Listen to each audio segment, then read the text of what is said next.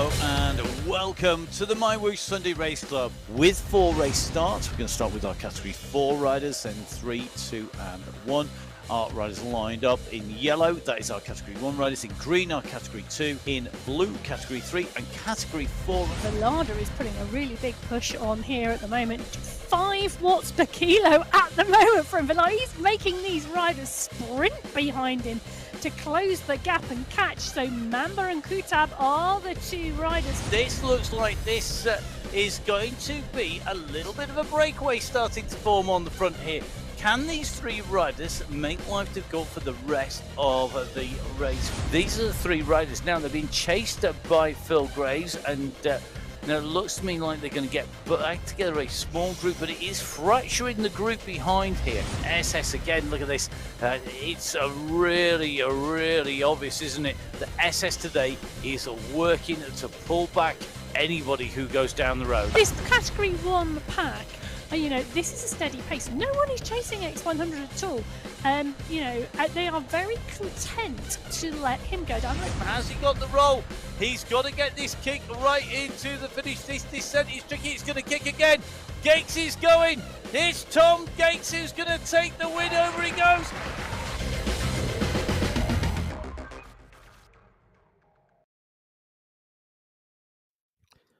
Hello and welcome to the monthly final here on MyWhoosh of the Sunday Race Club.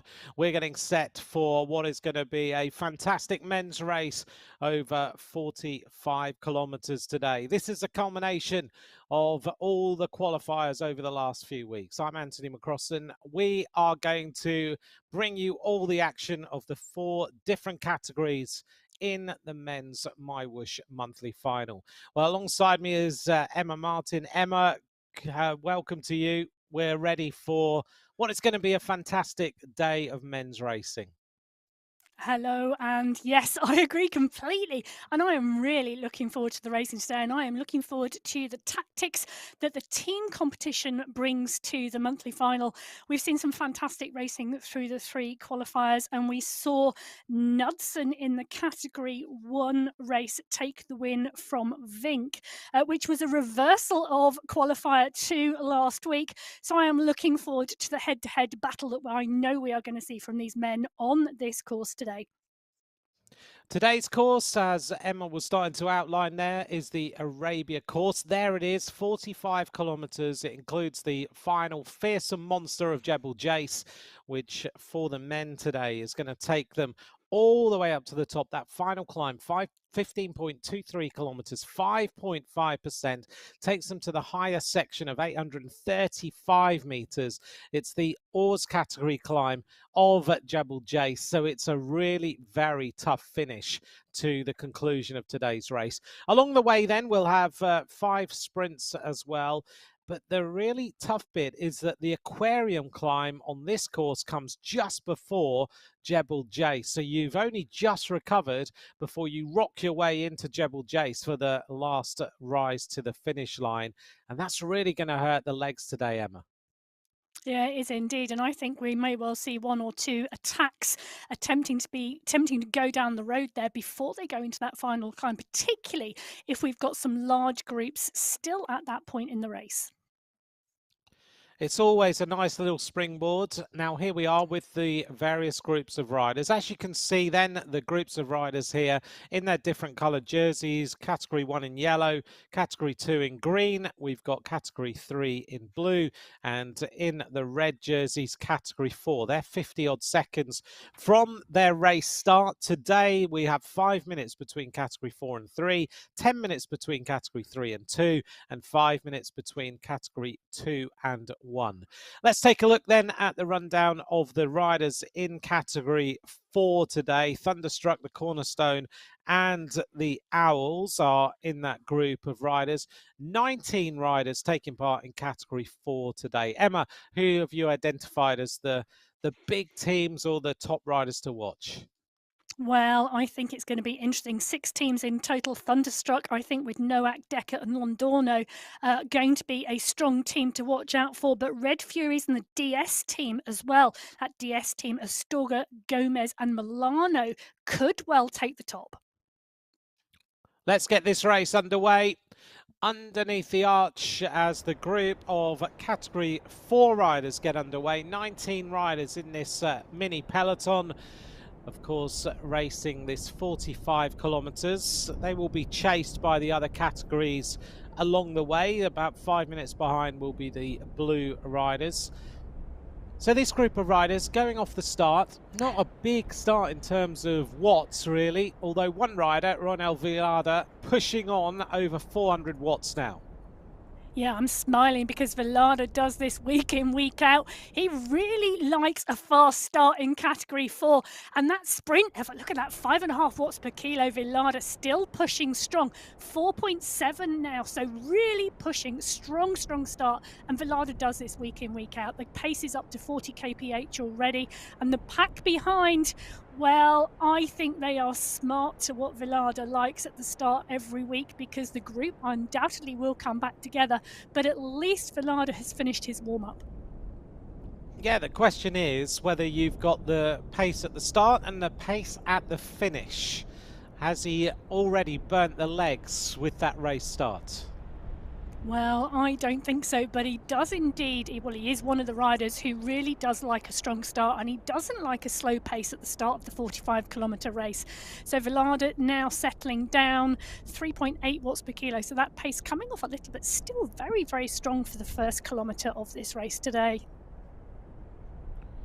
We're looking at a race distance of 45 kilometres, and that is a race time of, what, an hour and 10, an hour and 15 minutes by the time we get to top of Jebel Jais?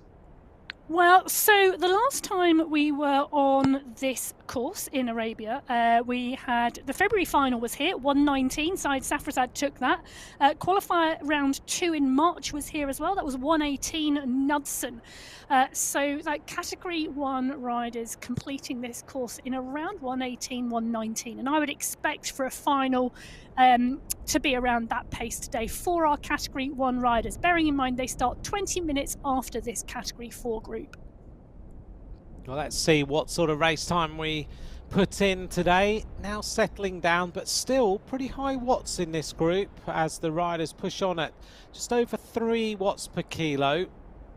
81 is their pedaling speed. The heart rate's not too bad, 139 for David Milano that we are on board with right now. And just to explain to you, if you've just tuned in and you're watching us for the first time, top of the board on the left hand side is our readout of the rider we're watching. So you can see there, rider watching David Milano.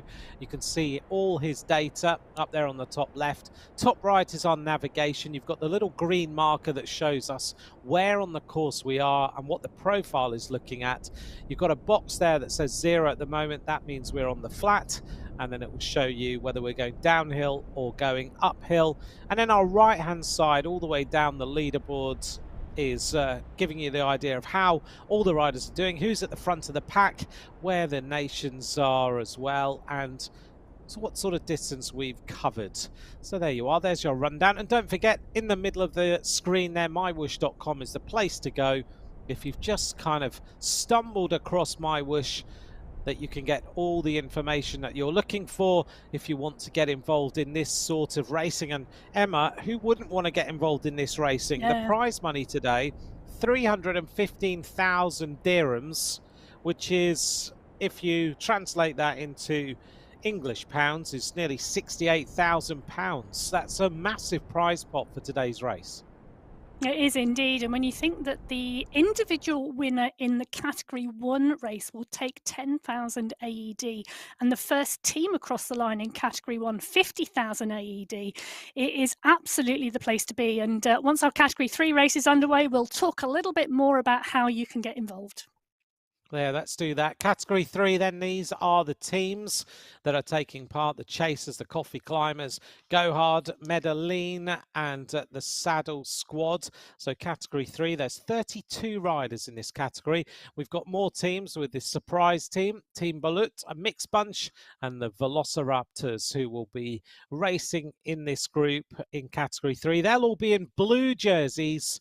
They are counting down in the last 10 seconds before we get them underway. They're on their turbo trainers in the starting holding area, and we're about to get them started. We'll go for category 3. They make their way off the start line and they're going to settle themselves down. Let's see if we get someone going off the front in the way that we saw in category 4, or whether they're just going to settle down. It's a pretty hefty start though. Look at that, getting up towards 300 watts, 4.2 watts per kilo. And the start is critical, isn't it, Emma? You've got to be feeling good. You've got to have done your warm-up. You cannot come into this race cold. Oh, absolutely not. The warm-up is absolutely essential, and the start is critical, because if you are not in this pack and making the most of the draft, you don't win the race from the start, but you can sure lose the race at the start, because you really need to be up and out of that start pen and in this main pack, making the benefit of the draft and getting up and in there, because otherwise they will just ride away from you. So warm up, absolutely essential. Timing of your start effort, also critical, and that really takes practice, particularly when we know that the riders on the Sunday Race Club race week in, week out on the MyWhoosh platform. They know exactly how to time a start effort. And you can see on that top right-hand corner of your screen, the Category 3 race, we've got a large bunch at the front, but we've already got 1 or 2 riders who have not made the juncture to the group out the start pen. And that is really dangerous, because this pace is already high. It's already at about 35 kilometers an hour. And the place to be is in the group. When you say the start, the start is critical, and you've talked about how you need to be warmed up. So you've got to watch the countdown, and you need to hit your power the minute that countdown finishes, yeah? Yeah, and you want to be on an acceleration phase when that countdown finishes. You want to be accelerating. You do not want to be decelerating or stable, because it's that acceleration that will get you up to speed and get your momentum high out of the start pen. If you are over the top of your effort, then you are not going to start as well, and you are not going to progress out of the pen as quickly as someone who is on the trajectory up of their effort. So it is about timing, and you really don't want to be burning too many matches. You do not want to be holding an effort for 5-10 seconds. If you start your effort 15 seconds out, that's a really long effort to hold. If you can practice and you can start your effort 3 seconds out and get the momentum phase right, then you are going to get up and out of that start pen really strongly without having used too much energy. All critical, all tactical, and that's how, if you race week in, week out on this platform, you really get to understand how you can use the power you've got, the speed in the legs, the tactical awareness to win one of these races and to work your way through the categories. The riders have just turned right. They've made their way away from Ferrari Worlds, which has got the fastest roller coaster in the world, and they are now making their way up towards the next part of this race. So along the way today, we're going to have the Abu Dhabi Sprint, Category 4. I've already gone through there. Then we're into the Silent Dune Sprint of 300 metres, the Leeward Desert Sprint. Then we make our way into the Heritage Village. That's another 300-metre sprint.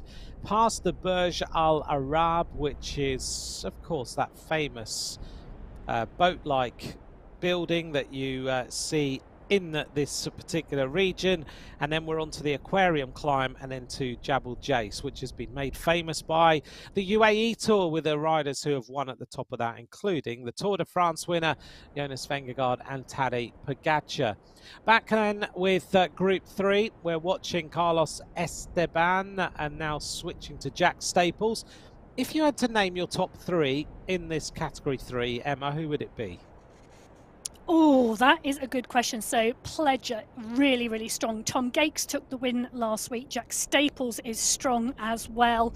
In fact, a mixed bunch, the team a mixed bunch versus the team Velociraptors. I think it's going to be a really interesting competition. Gates, Winfield, Staples, Dadson and Tortoretto. That is a 5-rider class group. So putting that team together has been phenomenal. And I think they are going to be the ones to beat today.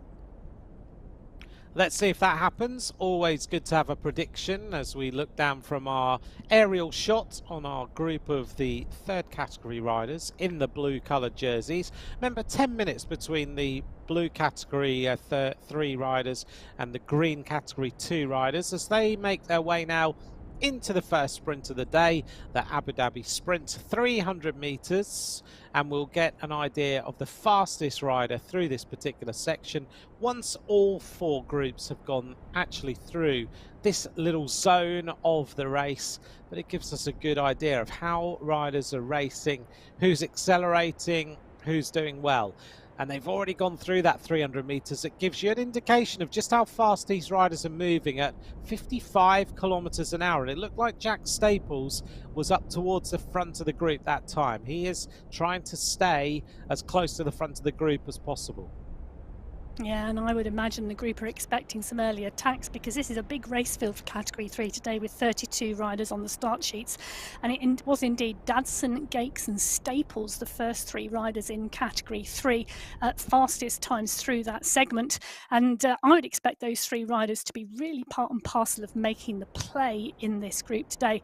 Now, it is huge, this group, and Staples sat very comfortably in it. The pace is high at the moment, 3.6 watts per kilo, very much tucked in there with a heart rate already of nearly 160. So this is no slow start for these Category 3 riders today. 32 riders in this group. You are right to identify it's a big group of riders. It's not the biggest group, which is incredible. Normally you'd expect around the Category 2 and 3 to be a big bunch of riders, but Category 1 is the biggest group today, isn't it? With 33 riders in that section. Yeah, and let's not forget, today is finals for June. Now, the riders will have had to qualify for the finals in June. So actually, with 114 riders on the start sheets today, it's not the biggest race field we've seen this month. 174 riders we saw on one of the qualifying rounds in the men's race on the Sunday Race Club this month. So attracting more and more riders as we're watching Nowak and Nunes push on here and just create a bit of a gap now as they approach this climb in the Category 4 race. Yeah, David Nowak has decided let's just stretch the legs a little bit, see what everybody else has got as he goes 5 seconds clear of the chasers with Arvin Nunes. And those 2 riders now combining at the front. A good little move by those 2. We're on board with David Nowak there, so his watts, 278 watts. And his heart rate high already, isn't it? 175 beats per minute. Gives you an idea of the exertion that these riders are putting in. Yeah, it's a really strong pace for this Category 4 pack at the moment. You know, they're currently on this climb now. So the gradient of only around 1.5%, but it is enough to push and stretch this group. And the group all now coming back together again. But this has not been a slow start for this Category 4 group. They have been together, they have been stretched, and they are now all back together again. And the pace just dropping off a little as they've all come back together. And it's interesting, isn't it, that we know we've got the big climb coming at the end of the course today for the men's race, but it's these rollers and these small sections in between that are interestingly lighting up the race a little already within the first 10 kilometers. You're absolutely right, and you're right to identify as well that at the moment the riders are on a little gradient, and sometimes it's very easy to think that these little gradients of 1.5–2% don't really make a massive difference. But they do make a huge difference, because that's the time when the pace can be so high that you can't actually hang on. You almost mentally prepare yourselves for a 10% gradient because you know it's going to kick up and you know it's going to be hard. But 1.5, you're thinking, oh, I can just get over that. But it can be the tempo of the group that puts you in the shade. Let's turn our attention then to Category 2. These are the squads of riders taking part in those green jerseys. 30 riders in this particular section. And there's the teams. Patacona's team, Espresso, cyclists in that group, and also the Yorkshire Tapas, the Team International, and taking their name from a well-known professional team, the Wolfpack. Category 2 has got a total of 30 riders in those various teams. So yet again, Emma, if you had to identify your top team, your top riders in category 2, who would you be looking at? Well, I think the Yorkshire Tapas are going to be difficult to beat with Spratt, Biarhead, Simmons and Graves. Graves has won every qualifier this month, but Espresso, I think, are the ones who are going to be chasing hard with both Kayan brothers, Von Haren and Quadrelli. Here we go, underway for category 2. As they make their way through the first little twists and turns, get themselves out on the course. Let's keep an eye on how this start goes, whether anyone decides to put everybody else under some pressure or whether it's a fairly steady start. You get an idea, don't you, after that right-hander, just who has had the top start. And it looks here like things are fairly settled in this bunch, although one rider making his way all the way through the centre, going up towards the front of the group, but no one pushing on more than anybody else. So a fairly consistent start across this category.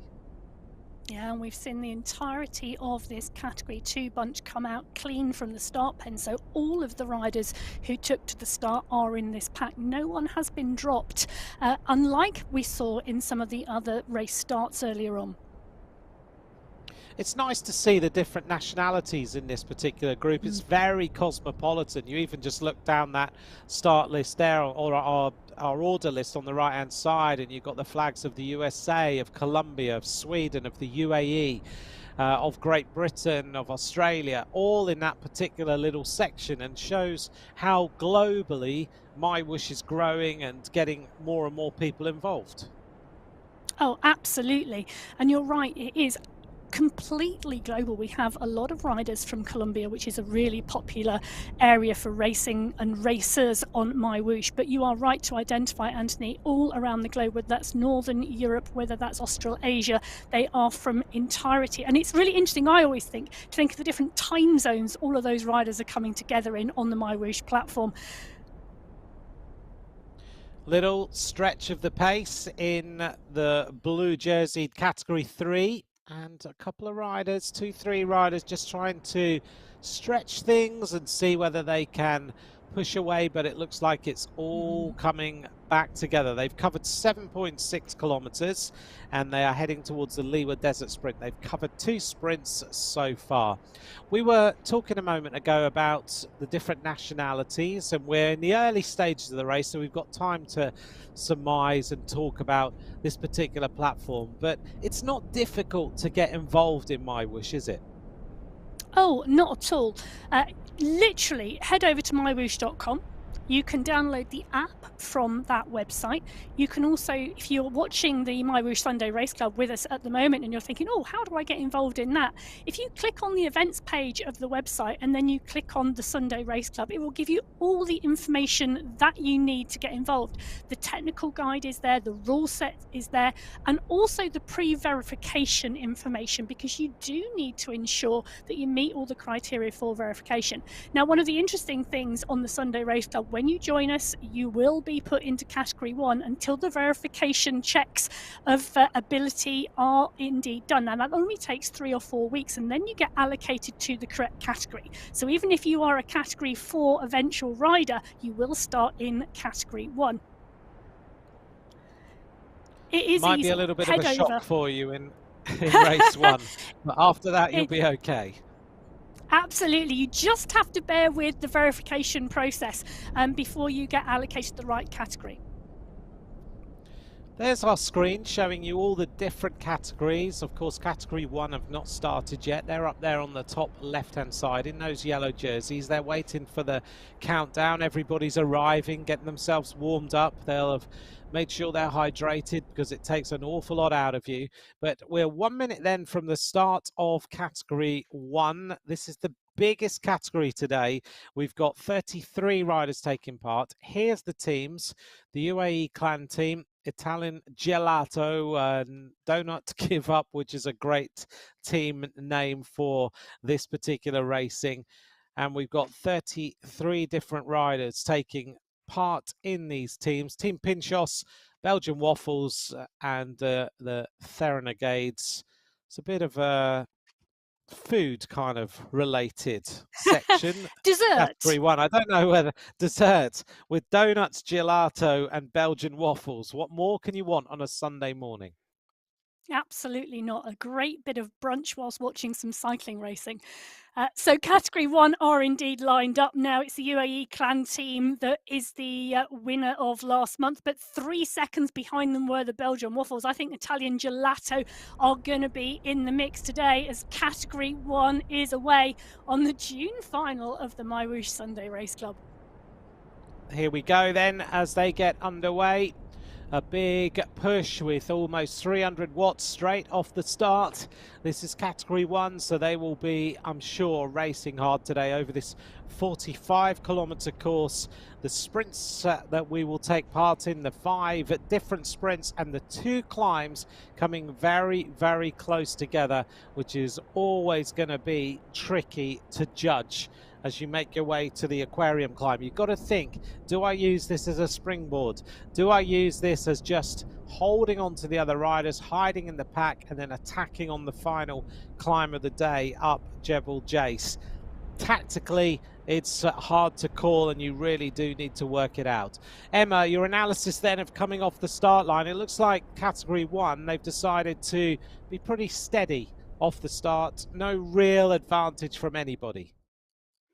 No, and I think they know full well this is going to be a really difficult and tactical race today with that team competition in play, because it really is a huge effort from Belgian waffles and Italian gelato in the finals every month to try and take that top spot off the UAE clan team. But month in, month out, the UAE clan team are dominant, even if it was only by 9 seconds last month. And bearing in mind, that's the time added together of the top 3 riders. That tells you how close the May final was. Let's just go into that for just a moment while we watch the first category riders go off the start line. So this is the culmination of the qualification. How do you qualify? And what's the team contest all about? As we just see a big attack. Having said it looks like things are going to be fairly well together, Tim Cutler has absolutely flown out of this peloton to just try and grow a lead up at almost 6 watts per kilo. Very, very impressive from Tim Cutler. So how do you qualify, and how do the teams count at the end of the race? Yeah, so individuals riding the qualifiers each month, and depending upon the number of Sundays in the month, there are either 3 or 4 qualifying events. Now, you need 2 verified finishes to qualify for the monthly final. All the information about getting a verified ride and how you achieve a verified finish is on the MyWhoosh website. You can click on the events page, click on the Sunday Race Club, and all the information you need there. There's a frequently asked questions page, and there's also the technical regulations that will give you all the information that you need. So you get your 2 qualifiers, you then qualify for the final, and then the teams come together as well. So today is an individual competition. The top 5 riders over the line in each of the 4 categories will get prizes, but it's also a team competition, and the top 5 teams in each category will also race for prizes today. Now, in the team competition, you may have a minimum of 3 riders in your team and a maximum of 5. And it is your top 3 riders' times over the line in the race today that are added together to give you the total time for your team. And that is what the team competition is based on. Now, as I mentioned, last month in May, the top team was the UAE clan team, and their top 3 riders' time added together was 9 seconds faster than the top 3 riders from the Belgium Waffles team added together. So that indeed is how you qualify and how the team competition works. But it really creates really different dynamic team tactics in the finals. And if you're part of one of those teams, as we mentioned earlier on, you can share in the prize pot. 315,000 dirhams to be won today, which is a massive prize pot. And the teams can win, Emma, a massive... Well, the winning team in category 1 will walk away today with 50,000 AED. relatively, it goes down in each category. So in category 4, the winning team will take away 10,800 AED. And let's not forget, it is equal prize money in the men's and women's races. Incredible prize money that these riders are racing for. This is category 1 as they make their way up here to complete around about 3 kilometers. They are going on to the Abu Dhabi sprint. We're watching David Talbot. He's putting out 8.2 watts per kilo as he comes up to the leader at the front here. Now they're going to start to combine. In fact, the leader just a little bit further up the road. Yeah. He's just caught Pablo Popovic through the sprint. Yes. So Cutler in 10 seconds clear now. Cutler from the Italian Gelato squad, and they've got a phenomenal squad today. Cutler, Nair, Mel, Safrazad and Noran, and let's not forget Safrazad has won on this course before. So Cutler down the road. Popovic and Talbot are the 2 riders chasing, and this is the main pack behind, being led by Knudsen. Knudsen now kicking 8.5 watts per kilo because I think he wants a bit of the action here. He's not content to sit in the group. He wants to make sure that the danger of Cutler down the road is brought back. So Knudsen now kicking to close down to Talbot and Popovic. Noran and Mayer also joining the chase. Howeler is in there and Safrazad. So I think this group are not content to let these riders go. They can't let them go this early. Knudsen sprinting his way across. Looking strong at the moment. Look at that. Almost 10 watts per kilo as he powered his way across to these leaders. Very, very impressive from the Danish rider Michael Knudsen. Coming up to the wheel of Popovic, and just ahead is Cutler, but this is all going to start to come back together. The question is, if you're at the back of this group, how long you can hang on for. Let's take a look then at the first of the sprints, the Abu Dhabi sprint. Mark Dadson is the fastest rider through there with 22.749. And he went through with 5.2 watts per kilo, a heart rate of 162 and 473 watts. Dadson, that's pretty impressive, but look how close all the other riders were behind. Well, particularly Dadson, a Cat 3 rider. And look at the mix there. Category 3, Category 2 and Category 1, all in the top 10. All at around 23 seconds going through there. So pretty much no differential in pace between those 3 top categories. That's impressive from Mark Dadson, a member of that mixed bunch team, to be a 3rd category rider, particularly when we're seeing the sort of power outputs of category 1 right now, to be top of that leaderboard through that first key sprint of the day. Remember, we have 5 intermediate sprints throughout today's race. Yeah, let's not forget though, 32 riders in that Category 3 race. I think those teams that are up for the win really do not want a big bunch of that size. And I think what that indicates from Dadson is an effort to break that group down quite early on. And taking a look in with that, Alex Pledger, now Pledger from the Velociraptors team, so a different team to Dadson, also wanting to ensure that the group is not that big, but 3.6 watts per kilo off the front from Pledger. He's got about a 3-second gap back to the group, but the group look really comfortable to me, Anthony. They do look comfortable, don't they? They've already covered 14 kilometers. They're on this climb, the little gradient of just about 2%. And now Pledger just seeing whether he can tease a few riders to come across to him. Eben Swart is not too far behind, so is Staples, so is Pruss, and also Barla.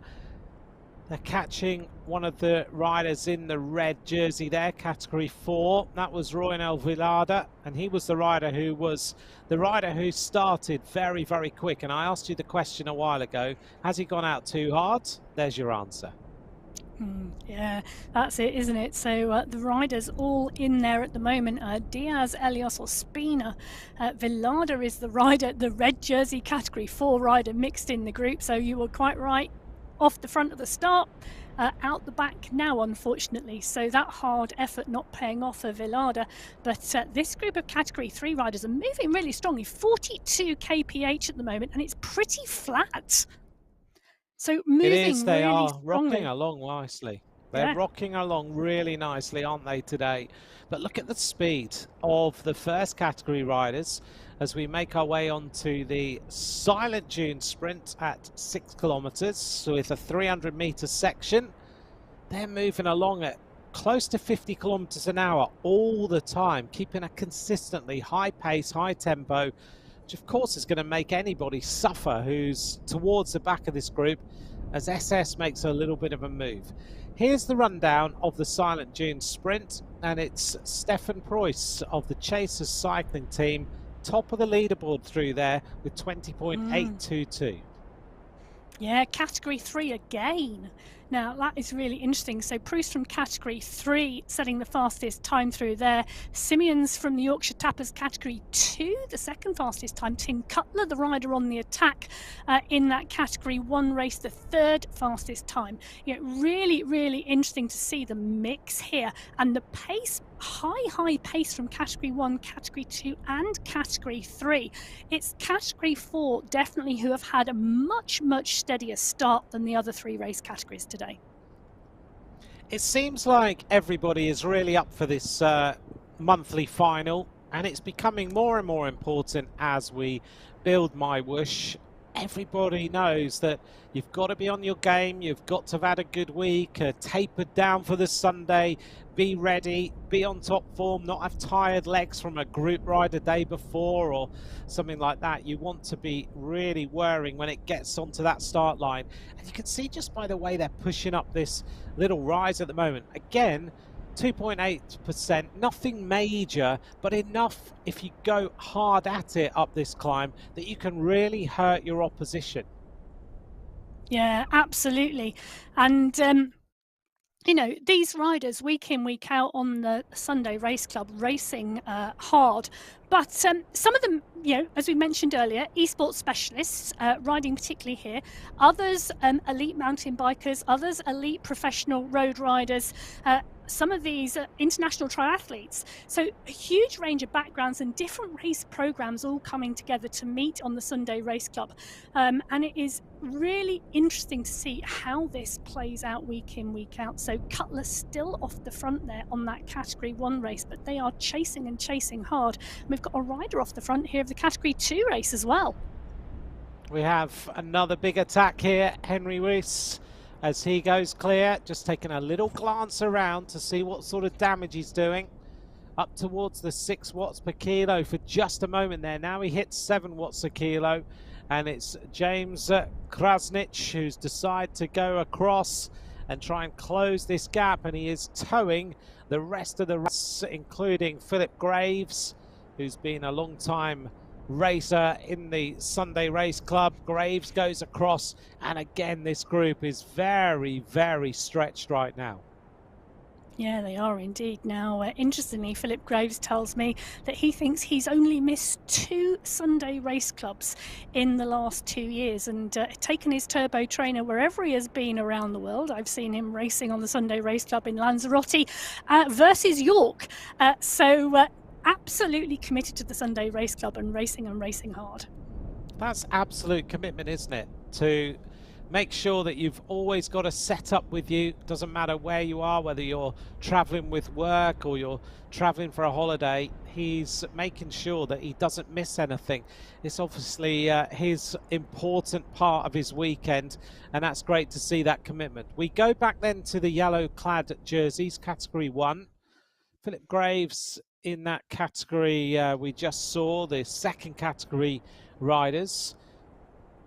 Category 1 now at 8.7 kilometers. They are close to the Leeward Desert Sprint. They're moving well, aren't they? They are covering a distance very quickly indeed this morning on this particular race.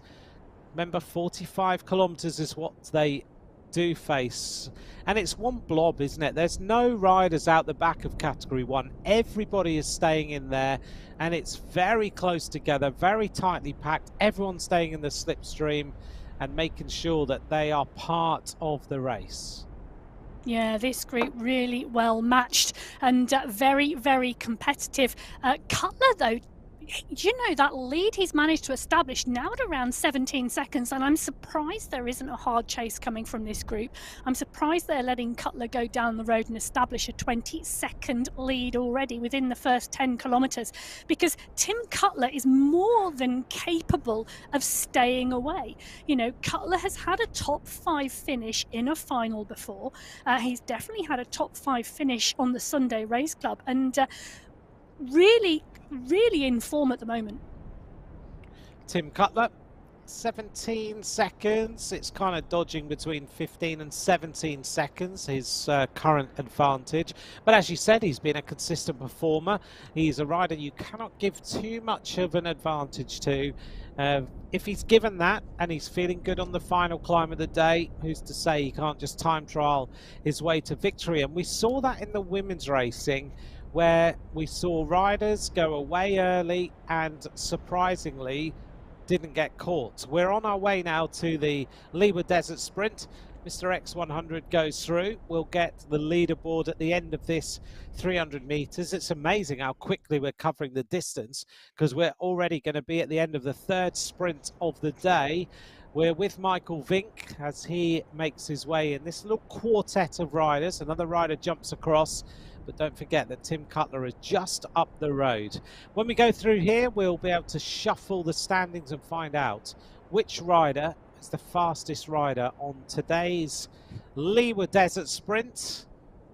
Is it going to be another third category rider again, or this time are we going to see that the first category riders have started to show their hand and show just how strong they are? Pedaling along, 216 watts, 93 revs per minute, and just over 16 minutes has gone.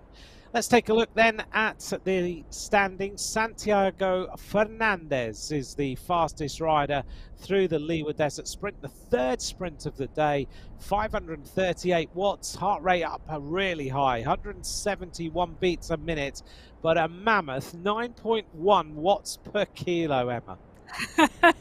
I know, I'm not sure what the Category 2 race were doing at that time, but Fernandez from Category 2 setting the fastest time through that sprint, and then it's Category 1 riders in second, third and fourth, then another Category 2 rider, again with a phenomenal wattage of 493 watts through that sprint, coming in to fifth place. So a real mix of Category 1 and Category 2, but a massive pack of Category 1 riders in there pretty much. I'm looking at that 18 Category 1 riders going through that sprint together, and then Category 3 not far behind, you know, Manella from Category 3, 26 seconds, so only a second back, or less than a second back from X100.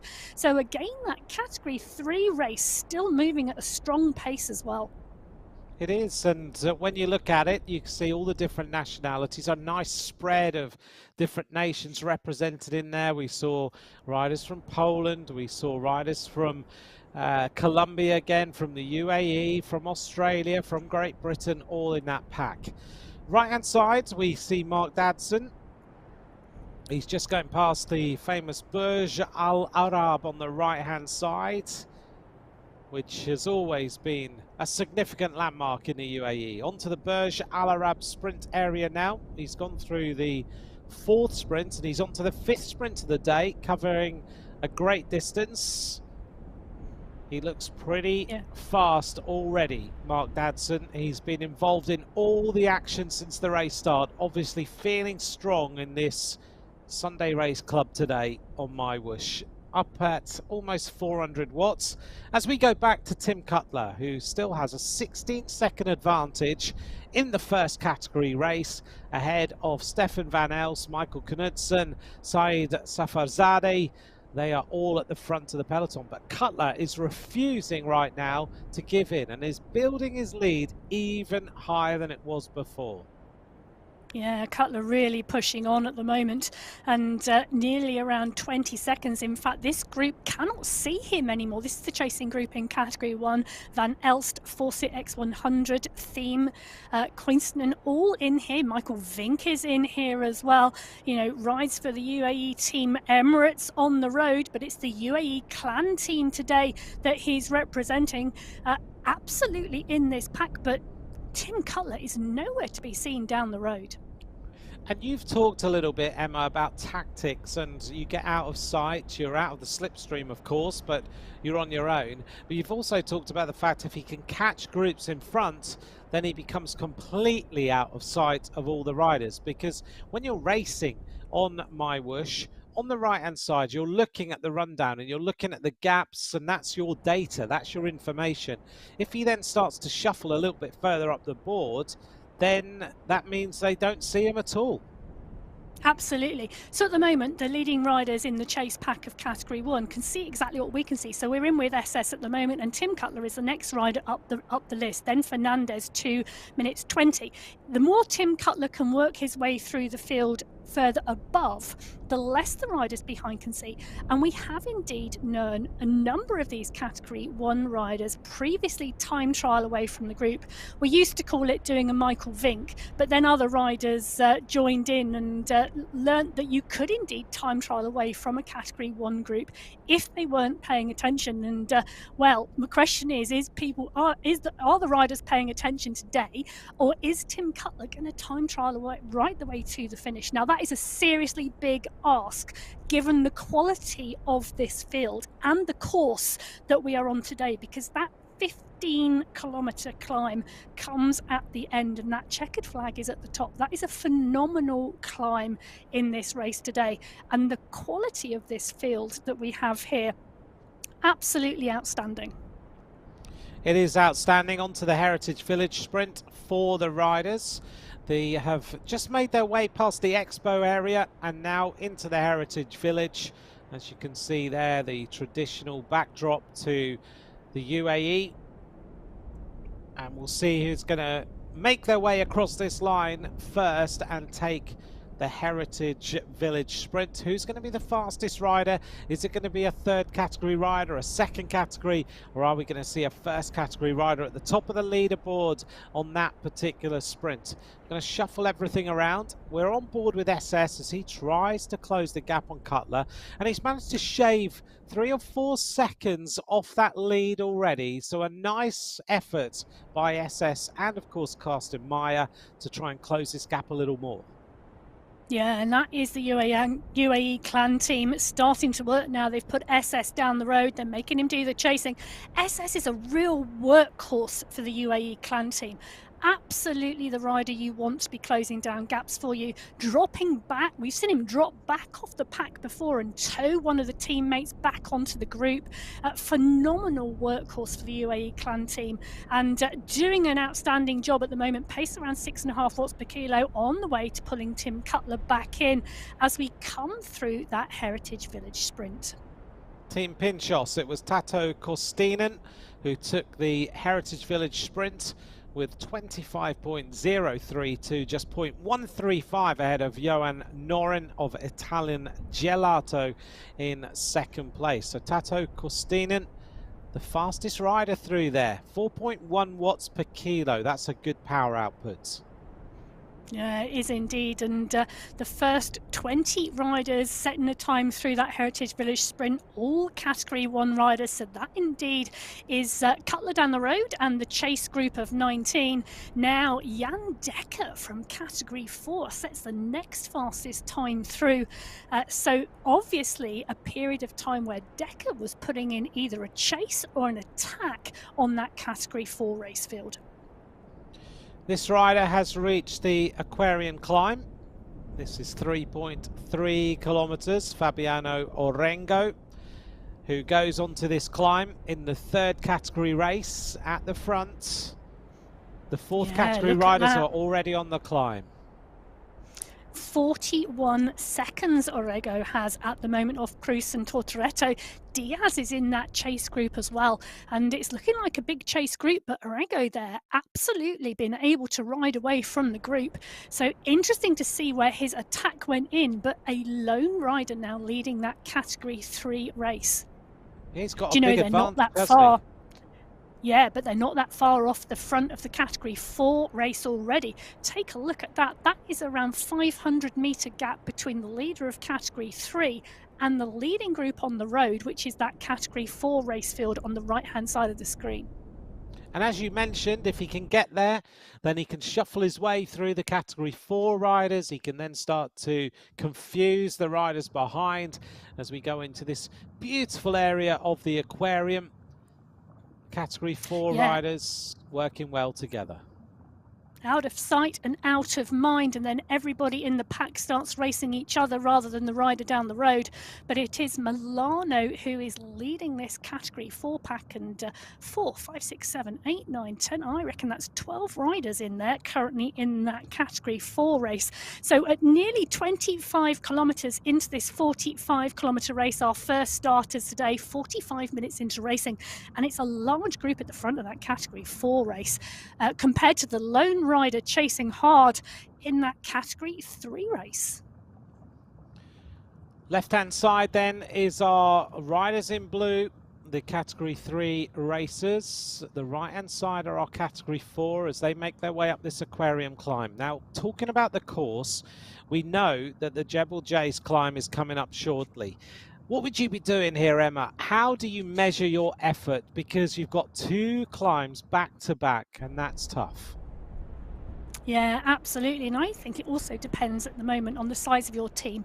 If you've got 5 riders in your team, you can send riders down the road and put some hard effort in out of those climbers' legs, because it's the climbers who are really going to come to the fore in the latter stages. If you've got a team of 5 versus a team of 3, you can afford to put a couple of riders down the road and create some difficulties for your team competitors.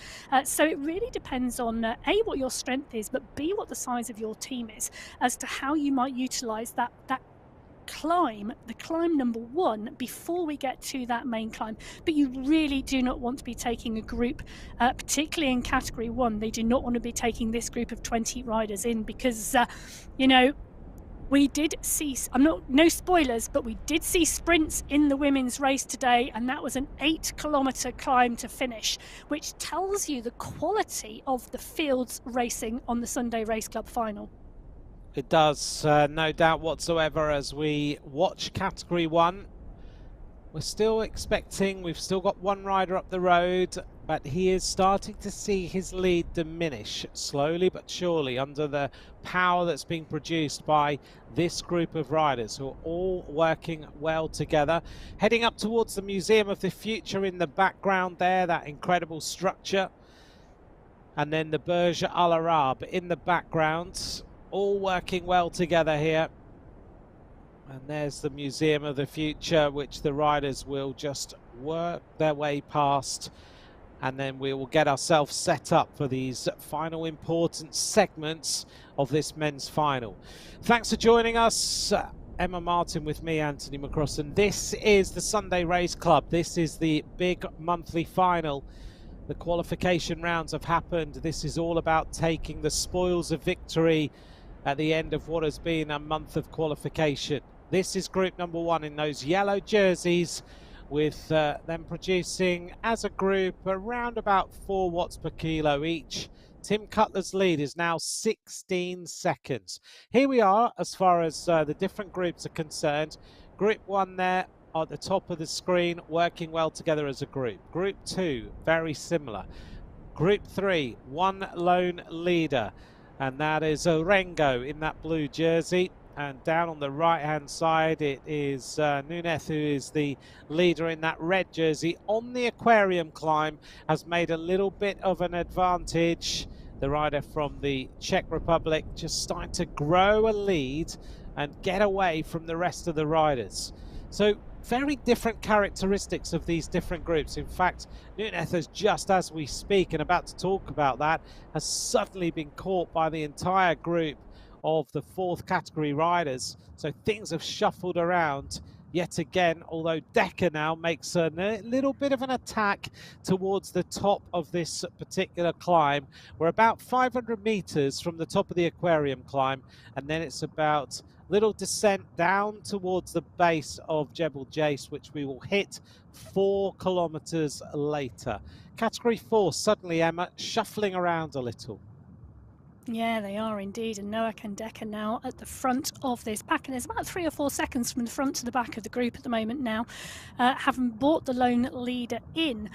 Now, I think what's really interesting is even riders with a, maybe 20, 30, even 40-second lead going into the bottom of this climb today. We've seen riders lose minutes on climbs of this length on the Sunday Race Club.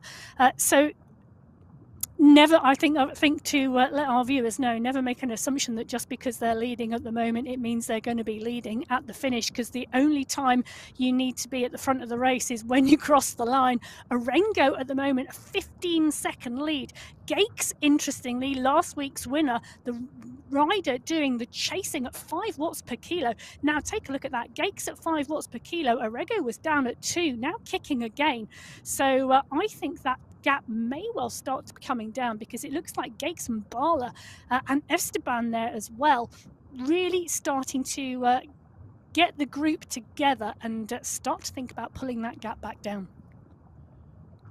If you ride in a clever way, Gakes can watch Orengo's watts per kilo, and he can either match to stay, or he can ensure that he increases his watts per kilo, which will give him an advantage and start to close the gap. We've just gone on to the Burj Al Arab sprint. It's the final sprint of the day for group number 1. There's the Burj Al Arab on the right hand side. They're coming past the frame, this incredible structure as well, on the left hand side of the road. And the frame is such a significant landmark on this Arabian course. Making our way towards the end of the Burj Al Arab sprint. We go through there. We'll get an idea who the fastest rider was on the final sprint of the day in just a moment. Then we will make our way in about 2.4 kilometers, 3.4 kilometers, sorry, onto the aquarium climb, up that, down the other side, and onto Jebel Jais for the conclusion of the Sunday Race Club and this monthly final that we're watching. 111 riders now left in this race. We are in the group number 1, the group in the yellow jerseys. We're seeing how things are starting to unfold. Here's the times. Let's just look at this. The Burj Al Arab sprint, Olivia Somans was the fastest rider for the Yorkshire Tapas team. 26.565 was the time. 6 watts per kilo is impressive by Olivia Somans, who was the first rider across the line. And Yorkshire Tapas that time, Emma, looking good through the Burj Al Arab sprint. Yeah, so again, category 2, faster than category 1 through that segment. Yorkshire Tapas there in first and third. So Simeons and Spratt from the Tapas team coming through in 26-27 seconds. Now, interestingly, I'm scrolling down. In fact, we've got Mark Dadson from category 3 setting a time of 29 seconds. Tim Cutler setting the fastest category 1 time in 30 seconds, so 4 seconds slower than Simeons. And then around, I'm looking at it, it's only about 0.5 of a second back from Cutler are the rest of the category 1 pack. So Cutler's lead not extending, but not decreasing either through that segment. Lots going on in the Sunday Race Club, the monthly final. We're on board with Stefan Prus, who's been involved in quite a lot of the pacemaking and action in this Group 3, in the blue jerseys. Remember, 4 groups of riders on this race today. We are about 29 kilometres now for them, 2 kilometres from Jebel Jais. And this time the riders are going to be timed over a 13.5 kilometre section. They're in fact onto the kind of foot slopes of this particular rise any moment now, and they're going to start to feel the gradient. At the moment it's slightly down, but any moment now it will start to just pick up. They'll start to feel the gradient. They'll know whether they've gone out a little bit too early or whether they've still got plenty of racing left in the legs. And the hope is that they've got plenty left, because Jebel Jais is not an easy finish at all. Right hand side then in the red jerseys, the riders in category 4 are about to hit the base of the climb, and category 3 not too far behind. No, only 400 metres separating this Category 3 pack from that Category 4 pack. And Orego's leading Category 3 now coming down. I think that was only around 8 seconds last time I saw that split. So that Category 3 pack on the right-hand side of your screen should indeed be able to see the lone leader in their race up the road in front of them, just around that left-hand bend. Now, very, very shortly, they will be seeing those red jerseys. In fact, take a look at that. Orego can see Finati. Now, Dario Finati is that red jersey in front. That is the back of the Category 4 race. The leader in the Category 3 race just going past Finati, and Finati kicking there up to 5 watts per kilo to ensure that he stayed with Orego and can take a tow. Just trying to modulate his pace there, just struggling actually. So Finati kicking and then coming back off the pace and then kicking again to really try and get on that wheel. So Finati now on the wheel of Orego. So Finati, our Category 4 rider, allowing Orego to do the work and take the tow back up to the rest of that Category 4 pack, but they are not very far away, only about 12 seconds.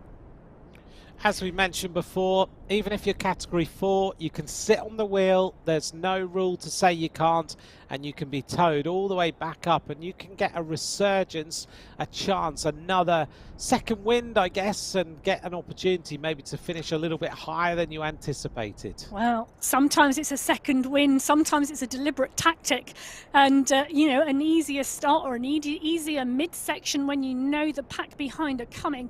So while some riders it is indeed a bit of relief and a bit of a tow and a bit of company, for others it is a deliberate tactic and something that is not against the rules with the 4 race starts.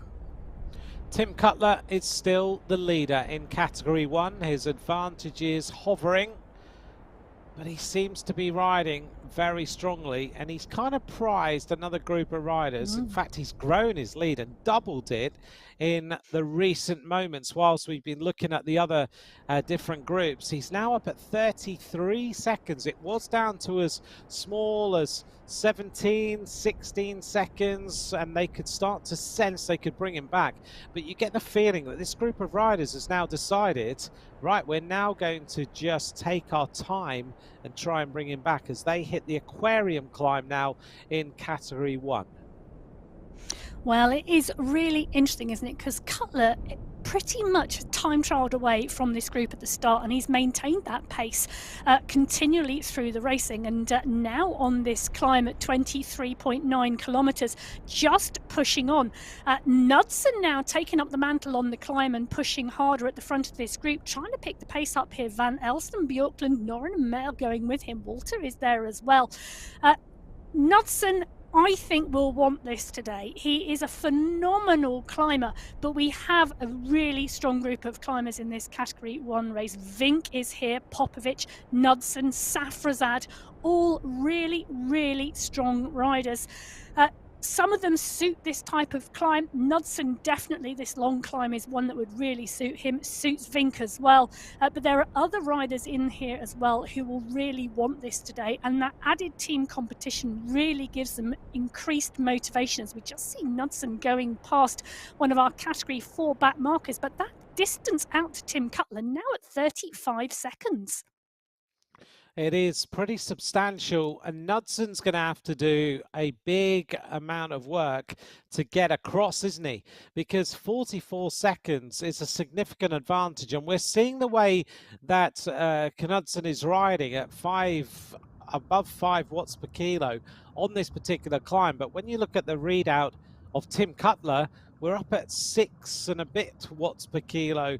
So Knudsen's going to really need to up the tempo quite significantly in order to bring this back. And he is stretching this group of first category riders substantially now. Cutler at 25.2 kilometers of racing, advantage 34 seconds. Knudsen needs to bring this back to a manageable 15 seconds or so, doesn't he? Yeah, Cutler is a really strong rider and a class esports rider. Not someone you really want to give 40 plus seconds to, even with the quality of the field behind. You know, Knudsen's got a big range to go. His heart rate is around 174 there. We know he can go to 201. So a big range still available and open to him, and he's going to need that on that final climb to close that gap down. So Orengo here already, they've made the catch. They've caught him now. This is impressive that they brought him back. So Orengo is now back in the fold. He's used a huge amount of effort today, hasn't he, Fabio Orengo? And that is going to be difficult for him now on this climb. Yeah, and take a look at where they are. They are on the early stages of the Jebel Jais climb. And on that top right-hand corner of your screen, you can see these two groups of riders coming together. It's a beautiful representation and graphic there for you. The Category 3 pack, and it's a large pack of Category 3 riders coming up and onto the Category 4 pack. And this is where the confusion takes place. And this is where we often see an attack go off the front. But at the moment, it seems that the two groups are very content to merge together on these lower slopes. Talk us through that tactic again, Emma, because you were talking about it in the women's race and now we're in the men's racing. So when groups merge, what are the tactics? How do the riders use this to their advantage? Yeah, so one of the tactics that we see in play quite often is when a group of, let's say, Category 3 riders are coming up on a lead group of Category 4 riders, particularly on a climb like this, as we can see in front of us on the early stages, the chasing group behind will utilise it as an opportunity for an attack because it creates confusion. The riders see what we see on our screens at the moment. We're seeing the map and we're seeing that 15-kilometre climb ahead of us, which is where our Category 3 and Category 4 riders now are. Our Category 2 and Category 1 are on the way in. The bottom right-hand graphic gives you all the details and the information around the riders racing, who's putting in an attack. You see the screen light up red or yellow as an attack comes in from one of the riders around you. If you're in a group of 5 or 6, you can see everybody's information on the screen. If you're in a group of 15 who have just joined a group of 9, then all of a sudden, 24 riders, you don't get everybody on the screen, which gives you an opportunity to put an attack in, and for riders not necessarily to notice unless they are paying really key attention. Good use of tactics then to try and win the race, and with so much prize money at stake, you want to get your tactics absolutely right. We're watching SS now. Just remember that one rider is slightly up the road, Tim Cutler, with an advantage now of 29 seconds. It's starting to come back here, Emma. The work being done by SS and X100 and Stefan van Elst is starting to pay dividends now as they look to bring Tim Cutler back, maybe before the end of the descent off the top of the aquarium climb, which we're on now. Yeah, the UAE clan team will want the team win today. They won't want Cutler gaining a huge amount of time for the Italian Gelato squad. So X100 and SS doing the work on the front of the group. They've got Knudsen, Popovic and Vink to launch phenomenal climbers. X100 himself, a really good climber, but a very steady state climber. And we've seen him be dropped off of groups on climbs before and time trial his way back onto the group. He really is a strong, steady state rider. When it comes to very long climbs, they do indeed suit him, normally because of the cat and mouse going on in the rest of the field. So really interesting to see. It is the UAE clan team setting the fastest times through the aquarium time, and that is because they want Tim Cutler back in the fold. Well, that's teamwork for you, isn't it? Look at that. Michael Knudsen at the top, 5 minutes 45, 6 watts per kilo. His heart rate still not top level at 169, but look at that, the packing of all of them. 4 riders in the top 4 places. They are ensuring that their teamwork is starting to make an impact, and they are almost leaving Cutler out there and thinking, okay, strength-wise, we're good. We know we covered the distance better than he did over that climb. That means that we can bring him back. They must now be starting to feel a little bit confident. Yeah, I would imagine they are, and I would imagine that their captain on the road, X100, has really got the plan laid out for the team members. As we see Fawcett come to the fore now. Ross Fawcett, interesting rider, won the sprint competition in Category 1 on the MyWhoosh Championships earlier this year. Got a phenomenal kick on him. Still part and parcel of this pack at the moment. Interestingly, it's going to be interesting to see how he goes on this climb today, because we know in a sprint he's got a phenomenal kick, but will he still be there or thereabouts? You know, his teammates Kaminsky, Bjorklund and Walter also in this pack. So Simon Walter also in here as well. This is a really good race, I think, about to play out in the latter stages. It is getting exciting now as we get towards the Jebel Jais climb. 31 kilometers is where we hit the base of the timed section of Jebel Jais. And then the riders, there's no relenting really, it's all uphill to the race finish. We are now with the riders in green. This is, sorry, the riders in green, yep, Group 2. This is Olivier Simmons, who's been looking pretty strong in this race so far, a Belgian rider, and they're riding pretty strongly as a cohesive unit at this moment in time. Coming up to the 50-minute mark and putting out close to the 500 watts. As we see just a little stretch of the lead at the front on the lower slopes, the first part, the first section of Jebel Jais now, where everybody will start to feel that gradient. They'll start to understand how the legs are feeling, as Philip Graves is also up towards the front of this group. And let's not forget that just at the front is Oviedo. Behind Oviedo is Nicholas Spratt, then Graves. They're all the same names we've been mentioning, but still anybody's race in this particular group, Emma. Yeah, it is indeed. Oviedo, part of the Wolf Pack. Spratt, Simmons and Graves, Yorkshire Tapas.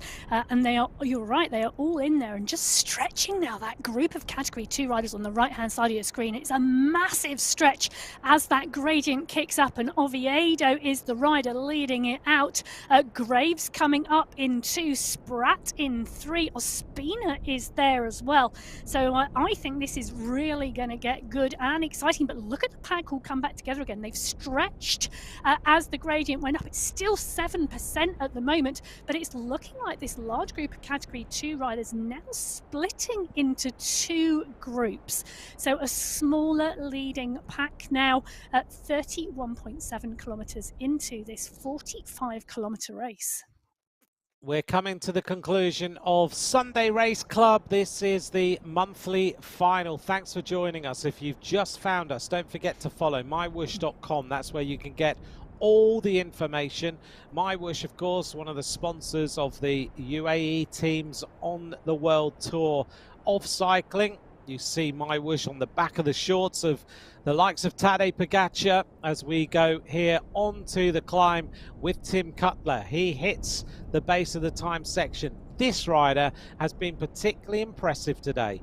38 seconds, building it now to 43 seconds.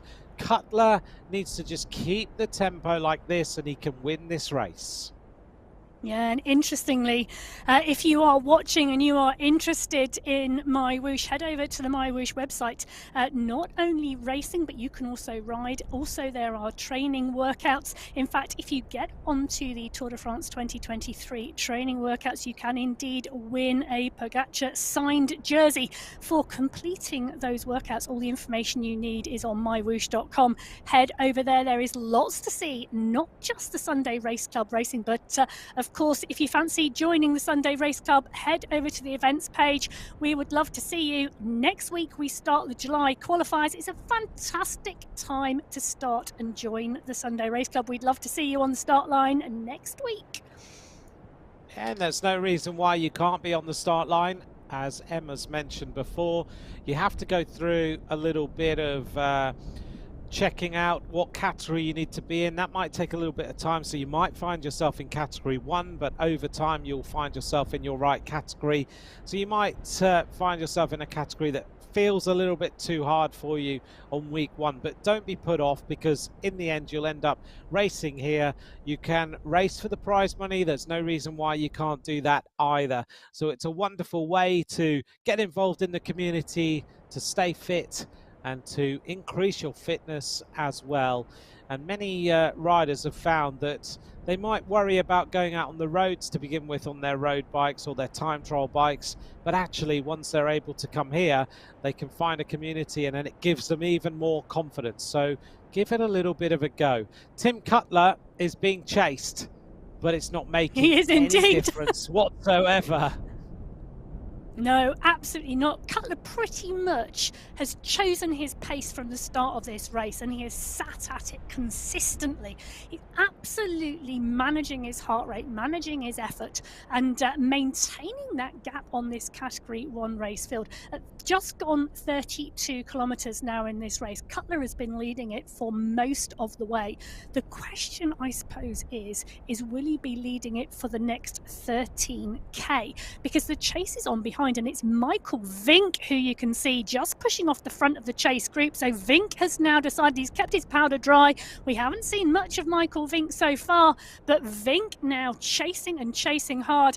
I think Cutler's going to need to watch this now as Vink's pushing at 7 watts per kilo. That is intention to me, that Vink wants to cross the gap. We've got Noren going with him, Knudsen as well, Van Elst and Popovic. Popovic numbers now in red as he continues to try and get on the back of that train that's leaving the station. So Knudsen, Van Elst, Popovic and Noren, Vink leading the charge.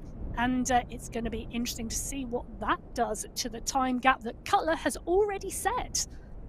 Well, he's starting to crush it already. Michael Vink, he's bringing this gap down extremely quickly. This is a concerted effort, a concerted chase by Vink, by Noren, by Popovic. They are certainly making a massive difference on this climb.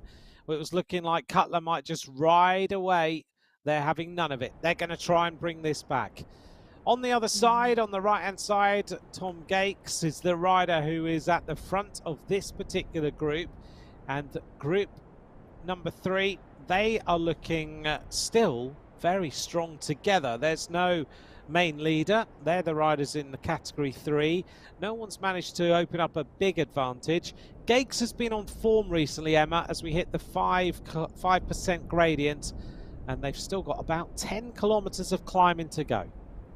Yeah, Gates and his team, a mixed bunch, were, how shall we say, trying out team tactics last week, because 3 of them went clear and stayed clear and allowed Gates to take the win. It's obvious that the mixed bunch team are up for it, trying for the win in the final this week as well, with Gates, Winfield, Staples, Dadson and Tortoretto, the names of the riders in that group at the moment. And interesting to see Pulgarin in there as well. So Category 3, now the leaders on the road, having split from that Category 4 pack. Interesting you talk about them testing out some tactics last week, and it is possible, isn't it? You can race the qualifiers, and once you've done your 2 qualification races, there's no reason why you can't just try out different tactics, work out how you can win the races. Oh, absolutely. And week in, week out on the different courses, it allows you to try out different tactics and different play, because not everything goes the way you assume it's going to go. So obviously having a team and being able to adapt and knowing the strength of those riders and the weaknesses of your teammates as well as yourself, enables you to try different things out. And as the team did last week, although not a team competition last week, they definitely tried out team tactics, trying to put a 3-man breakaway up the road. And it worked for them.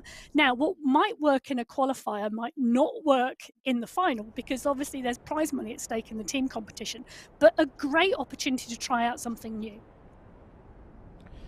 12 kilometres from the top of the climb, and this concerted effort is doing some damage, doing real damage to Cutler's lead. This is group number 1 in those yellow jerseys, shoulder to shoulder, wheel to wheel, as they try to bring him back. The gap is diminishing, and it's diminishing quickly. They catch the rider in red as they go past him. He was one of the 4th category riders. But where is Cutler? How far up the road is he? It doesn't look like he's too far away now. This gap is coming back, and it's coming back fast. 27 seconds to Tim Cutler at the moment, so it's looking like it's 200 meters on the road, 27 seconds in time. So Cutler continuing, 6.4 watts per kilo. That has very rarely changed. His heart rate still at 172, 171. Last time we were with him, it was 174. So he's keeping the effort really, really managed and really, really steady. And it's still playing dividends for him at the moment. Vink chasing, leading that chase with Noren behind, and and you can see that group strung out down the road, that Category 1 chase group, and it is indeed Tim Cutler they're chasing. He's got riders ahead of him now as he's working his way through that Category 2 race field. It's Daniel Cadiz that he will see next in front of him, and there are Category 2 riders now you can see on the left-hand side of your screen in between Cutler and the chasing group as Knudsen goes past Munoz. Kayan now that Category 2 rider that they are passing. Cadiz now in front of Cutler, so now there is nobody between Cutler and Knudsen. Cutler now, his advantage was getting up towards 40 seconds, but Vink, Norinen, Knudsen and Popovic are absolutely smashing this lead to pieces. They're bringing it back underneath the 17 seconds mark. It goes out just a little bit, 21 seconds. Cutler is fighting. He's doing the right thing here. He's trying to hold it, but suddenly we see this gap drop. 14 seconds for Cutler. It looks like he is being hunted down by the cavalry behind, and now that they can see him just up the road, they feel their morale start to lift. This has been a big chase by this group of riders. Cutler has done a wonderful job today. He has lit this race up, but you get the sense that this is going to come back together now under the chase and the impetus of the likes of Vink and Noren and everybody else. 15 seconds, he still holds on. Well, I'll tell you something, this is a UAE clan team versus Italian Gelato team competition. Popovic, X100, Vink and Knudsen for the UAE clan team up against Cutler, Safrazad, Noren for the Italian Gelato squad. It is a two-team competition. It is a two-team competition. There's a couple of green-clad riders in this group. Whether they can hold on or not is a different matter, because look at the way they are firing their way up this mountain. Jebel Jais is a climb that is notorious in this region, and these riders are making short work of it. There is the push. Not far ahead is Cutler in the lead. They're catching riders in Category 2, picking them off one by one. They're about to catch Dudic, Kodrelli, Van Oren, and Cutler now is only 12 seconds ahead. Cutler is starting to be brought back. Any moment this is going to drop to 10 seconds. It is the UAE clan riders who are absolutely destroying the advantage of Cutler. Cutler now, there he is, the solo leader. It's been a wonderful day for him, but he may well have just bitten off more than he can chew. He's given them the chance to come back. The legs are going to be in all sorts of pain. Is that them behind? It looks like they are closing in. Yeah, they are. If Cutler could only turn his head over his shoulder, he would see them coming. And that pack are coming at a real pace as well as Cutler digs in. Now the question is, will Cutler get on the back of the train behind, being led by X100? Noren Vink is there as well. These class riders are closing this gap and closing it quickly. The gradient at the moment, 4.5%. So we have come down a little in terms of the steepness of the climb, but still more than 9 kilometers to go until the finish line. That's still a lot of racing. It's looking like it's going to be a group of 7. The solo attack has been caught. Cutler, his time in the lead is gone. With 9.1 kilometers to go, Cutler has been brought back, and now the big question is, does he have the legs to try and stay with these leaders who have pushed on, and they've pushed on extremely hard? He needs to fight. He needs to try and stay in the wheels. Did he give himself a little bit of time to rest? We'll find out very soon. He's gone with the acceleration. He's gone with Noren and Knudsen. Vink is just behind. This could be a clever tactic by Cutler, but you wonder whether he's got any reserves and any resources left. He's going to be attacked left and right by the UAE riders. Yeah, he is indeed. But it was a very measured effort from Cutler. He went really early and established a gap of around 35 seconds, and that has slowly come back. We've now got a group of 7 riders at the front of this Category 1 race. Top 5 for the individual competition, and it is 3 to count in the team competition. And we have a head-to-head on today in Category 1 with the UAE clan team going up against the Italian Gelato squad, as it is indeed the road captain of the UAE clan team, X100, on the front and pushing on. This has been a great race so far, hasn't it? We see Norin and Cutler and Safazadeh and Vink and Popovic, X100 and Knudsen, all now fighting it out on Jebel Jais. The question is, who's going to take this victory? They're catching more riders in Group 2. They catch Giuliano, not Giuliano, just up the road. They catch another group just in front of them now is Marcos Brito in the 4th category jersey, that red jersey. Still the push continues. They're putting out 5.2 watts per kilo. This is power. This is a real surge by this group of riders. It's man against man all the way up this mountain. As we go to the right hand side and we pick up the next group of riders who are closing in on the finish. They're about 8 kilometers now from the top of Jebel Jais, and Cam Winfield is the rider who we are following in Category 2. That's the green-clad riders. And this group has still, again, got, Emma, a big group of riders together. Any one of them can win this race. Yeah, they could indeed. Cam Winfield took the Young Riders jersey in the MyWhoosh Championships earlier this year and then has joined the Sunday Race Club, and it's been fantastic to see him progress. He won the sprint on the very final stage of the championships and has been growing in confidence on the MyWhoosh Sunday Race Club. He's progressed to Category 2 from Category 3, so it's been fantastic to see the young rider working hard and progressing on the esports platform. So Winfield at the moment in that Category 2 race, but these are not far behind. It is now around 140 metres before the front of the Category 1 race. We'll see the front of the Category 2 race. Vink now puts in another big surge. 6.2 watts per kilo. Picks it up again with Norin. These two riders are making a concerted push towards the top of Jebel Jais now. It's a big acceleration and they grow the lead by 2, by 3 seconds. Cutler not too far behind, but you wonder whether he can hold on much longer.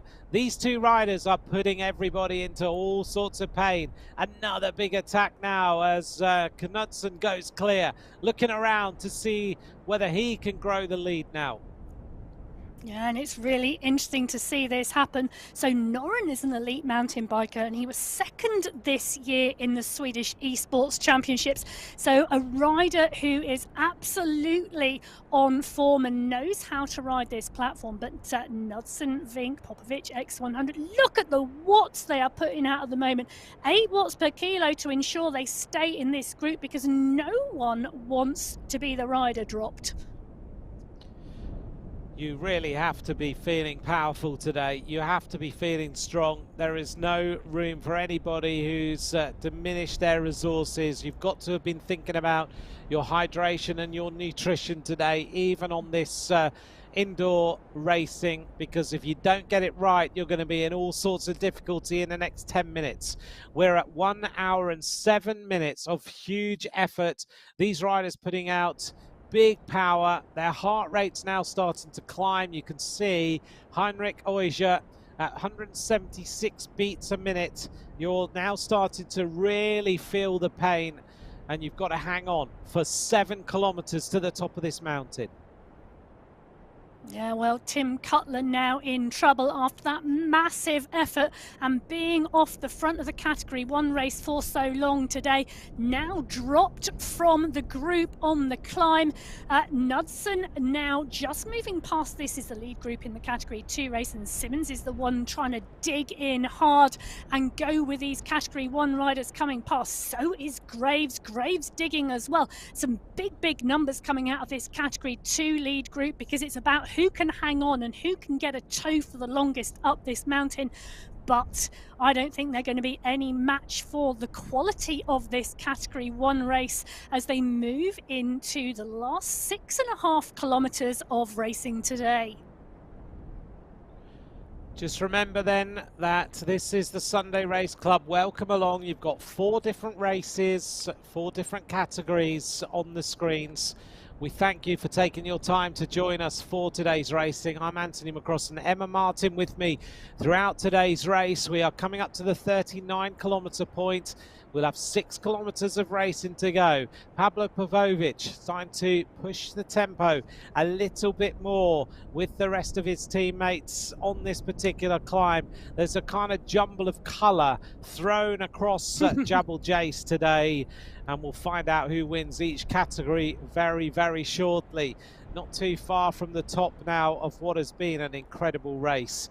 21 kilometers an hour. It's interesting, we've been talking about that green marker and the contours of this particular race, but now it's just one line going up one particular gradient. There is no relenting at all on this mountain. No, the only way is up to the finish. And that top right-hand graphic giving you a really good view of all the 4 different races and the 4 different coloured jerseys and where they are on the mountain at the moment. The Category 1 race, the leader at the moment, Michael Vink, leading the charge there. Currently 22nd on the road. Now, just a reminder, our Category 4 race started 20 minutes before our Category 1 race. Category 2 and Category 3 in the middle of that time gap starting, so not all of the riders started at the same time today. The question is, will Category 1 get to the top of this mountain before Category 4 or indeed Category 3? Because on the right hand side of your screen, that Category 3 leading pack, and look at the size of that leading pack in Category 3 today. There are leaders on the road, but they are not far away. They are around 700 meters up the mountain to Category 1. Now 700 meters on the flat might be quick, 700 meters on this mountain is not as fast, and it is Tom Gates who is currently leading this group of what looks like 8, 9, 10 Category 3 riders in this group. It is a big group of riders who are still together. There's been a few attacks. Tom Gates is now starting to just open up his advantage a little. Everybody seems like they are playing a more cagey game in that group compared to group number 1, where it is just full out, flat out, full gas racing all the way to the top of the mountain. There is no thinking about tactical awareness right now and conserving your effort. You are hanging on for dear life to stay in that group. The riders who are the strongest, the likes of Noren and Vink and Popovic, are making everybody really suffer on this mountain. 1 hour and 6 minutes of racing gone by, coming up to the 40 kilometers point. Only 5 kilometers remain, and then we will find out who wins today's race. Emma, remind us, we're racing teams and individuals, and the prize money is split between those. It is indeed. So the top 5 individuals in each category will take away prize money today. So the first rider over the line in Category 1, the prize pot is 10,000 AED. For the first team in Category 1, that's 50,000 AED. 3 riders in each team to count, and it's the cumulative time of those 3 riders that makes up the team competition. So all to play for today in both the individual and the team competition. As we see Noren and X100, Knudsen, Popovic, Safrazad. This Category 1 race is between the Italian Gelato squad and the UAE clan team. Now the UAE clan team have got more numbers of riders up the road here, but at the moment, you know, it's 2 versus 3. It's close between these 2 squads. Yeah. Yeah, it is indeed. Now, what is interesting, you were just talking about Category 3, Anthony. Category 3, I think, is one of our most competitive race fields, purely because we see movement from Category 4 up to Category 3. Category 3 moves to Category 2. So we see, with this month particularly, because of the increase in riders this year joining us, particularly for the MyWhoosh Championships around March, April and May, that now has settled down, and it really is a competitive field. 15 different riders took top 5 places throughout June in Category 3. So the strength and depth of the field is really strong, and I think that's what we're seeing play out today. We are, you can see that the way that they are fighting each other up this mountain.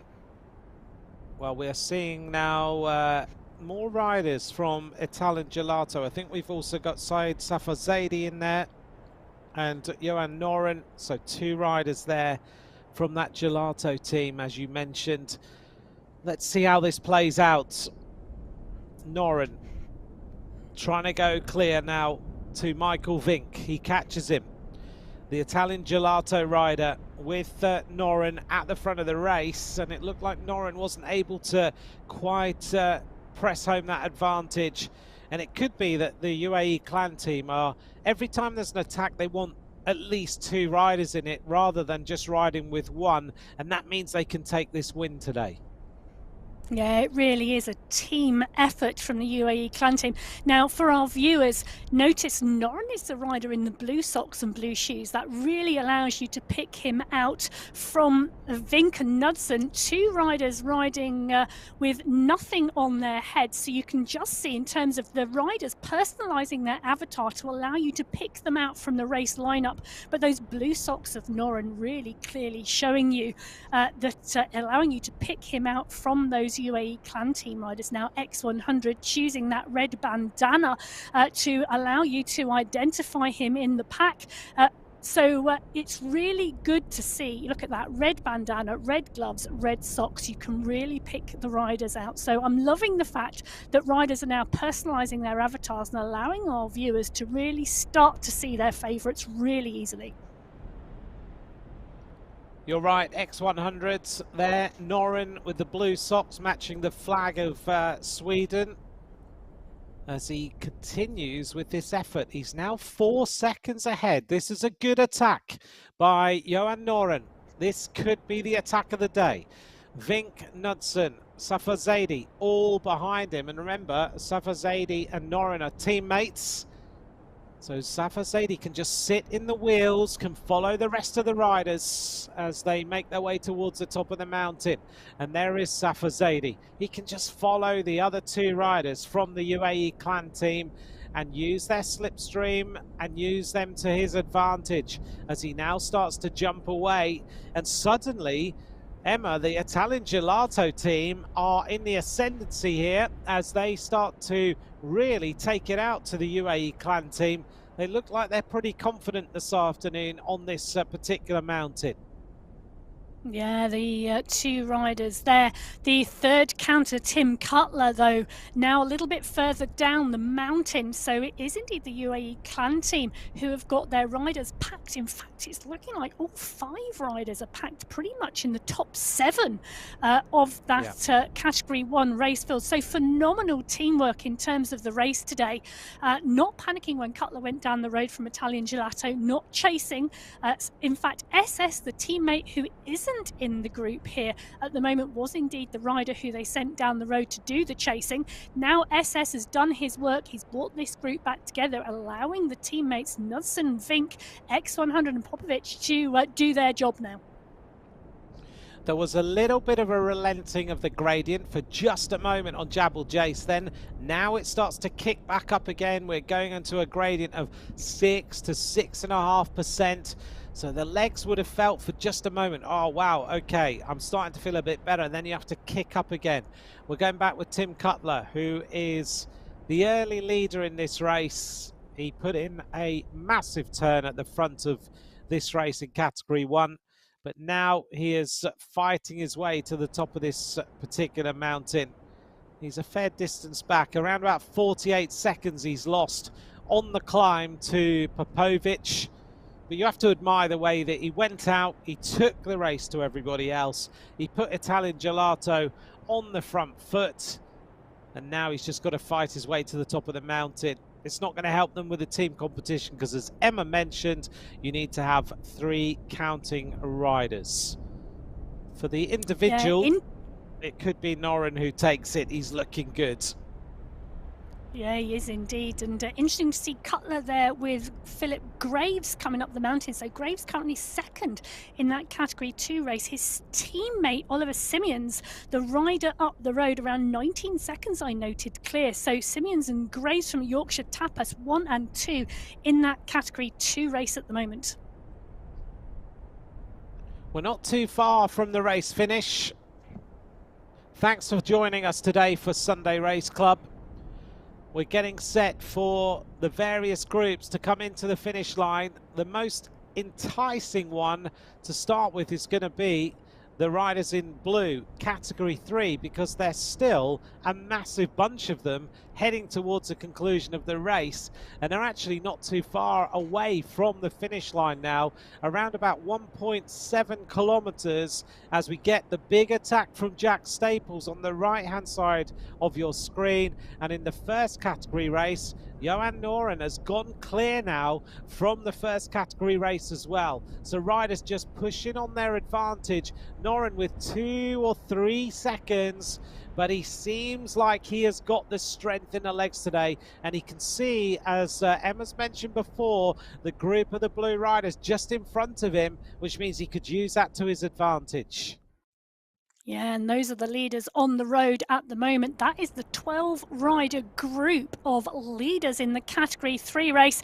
And they are very, very shortly about to see Noren and Knudsen in the Category 1 race. And I think as this Category 1 race hots up, it may well be the Category 1 riders that catch and go through these leaders in the Category 3 race, giving the Category 1 riders the lead on the road today. But on the right-hand side of your screen, it's Staples and Tortoretto. They are teammates as they continue to push on. So Tortoretto there, Staples and Gakes from a mixed bunch. I can see Pleasure and Aaron from the Velociraptors as well in there. So that's a top team competition going on in Category 3 as well, as they are joined by our Category 1 leaders. The Category 1 leaders in the yellow starting to work their way through. The blue jersey clad riders in the third category, and now an attack. The attack comes from Michael Vink, and he tries to go clear now. Knudsen is also just up the road. He's gone clear. This is where the confusion of everybody can count a little bit as they work their way through. Vink is only 6 riders from the front of the entire race, bearing in mind how far away he was from the front group of riders when this race started, 20 minutes behind, and they're going to be the first riders to crack their way up this mountain. So going clear now at the front of the race is Michael Vink. A concerted effort by Vink at 7 watts per kilo as he fires clear. Yeah, well, I am willing Johan Noren up the mountain because he is not a member of the UAE clan team like Vink and Knudsen. Noren is part and parcel of that Italian Gelato squad. So these 3 riders now clear from the rest of the Category 1 race field. Vink, Noren and Knudsen pushing on up this mountain. They are now the top 3 on the road, as well as take a look at Carlos Ospina wanting the win in that Category 3 race. Is being marked by Jack Staples, but Ospina 6 watts per kilo. That is one kick to try and hang on. It is. If you're in that Category 3, putting out that sort of power is very, very impressive.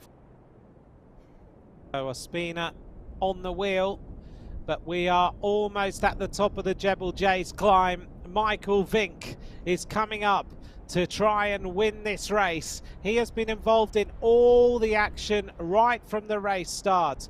Michael Vink is closing in on a famous victory at the top of Jebel Jais.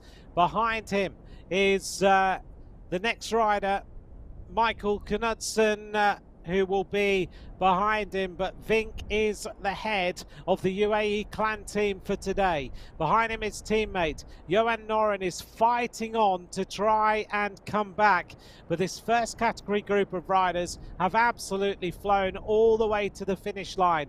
200 meters to go for Michael Vink. It's been very, very impressive today, the way that this UAE clan team have ridden this race. He turns the corner, he sees the gantry. This is Sunday Race Club on MyWhoosh, and Michael Vink is going to take the victory in category 1. He crosses the line. First place for Michael Vink. An impressive, impressive ride. Absolutely, and Knudsen, his teammate, ensuring with a huge kick that he takes second place as we see the race for category 3, and it's Arn from Ospina taking the win there with a sprint at the top of the climb as we watch Johan Noren from the Italian Gelato squad come through for third place. There's Jack Staples. He's going to complete his race. Behind him is Esteban. We've still got all the other categories to decide, and of course this is a team competition. It looks like, Emma, the UAE clan team will win the race in the first category section, but this is David Winfield now coming up to the line in that blue jersey as one of the third category racers. He's going to complete his race for his squads, and then we'll work out all the different places for the teams and see which teams finish at the top of the leaderboard. Of course, we've got to bring home category 4 and also the green clad category 2 riders. Yeah, well, 2 UAE clan team riders over the line, 2 Italian Gelato riders over the line in category 1. It's all about the time gaps now. Here's Mr. X100 and Pablo Popovic. Tim Cutler is around 40 seconds behind. So it looks like the UAE clan team just riding their way to the finish line will secure the team competition as they cross the finish line at the end of what has been an incredible race of over an hour and 20 minutes. Let's take a look at the results. Michael Vink, top of the leaderboard, he wins ahead of Michael Knudsen by 11.239 seconds. Johan Noren of the Italian Gelato team in third. Saeed Safarzadeh in fourth place. And there's the rundown of the various different riders. Saeed Safarzadeh of Italian Gelato there in fourth, but Popovic and X100 in fifth and sixth. And that gives you the result, doesn't it? Yeah, it does indeed. And Graves coming in for the win in the Category 2 race, just ahead of teammate Simeon. So Yorkshire Tappers putting themselves in a great position for the team win today in that Category 2 race. Well, that's been the men's finals here on Sunday Race Club on MyWhoosh. Thank you very much to all of you for watching. I hope you've enjoyed the racing. Don't forget, visit mywhoosh.com. You can find out all the information if you'd just like to watch or you want to take part. I'm Anthony McCrossan. Thanks very much for joining me and Emma Martin for all the racing today, and we'll be back again soon. Bye for now. Goodbye.